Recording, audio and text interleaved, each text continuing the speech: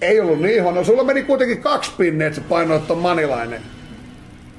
Joo, meni kuitenkin ihan kaikki 2 rundia, joo. Toinen, aivan. Okei. Niin toikin on muuten aika moneen kertaan. Tää on valitettavasti replay. Tämä ei ole meidän kimppa. 3,5 eurolla pikkusen ruiskahti.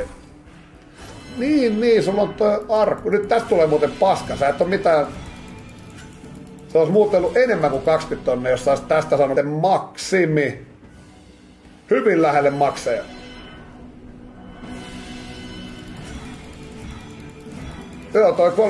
Mä veikkaan, että kun katsoo näitä, tää 3 tonnia, se olisi ollut... Mutta onhan tää nyt siis sitten aika, kun miettii jokainen, toikin sä otat +1, niin on se +2 tonnia. Et noin 2, no itse asiassa aika tasa. 2000 runde. Team, this is a replay, but Pavelski's replay. This is amazing. And prepare. We are going to take bigger one today.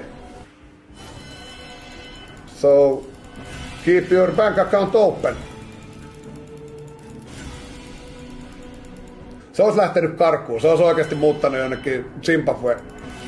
Nyt se tajus, ei vittu. Ei ollutkaan onneksi meidän kasino. Se on oikeasti siellä varmaan tirauttanut pari kyyneltä. Vetikö ne meidän kasinolta tällaisen voitot? Kiva olla poikki.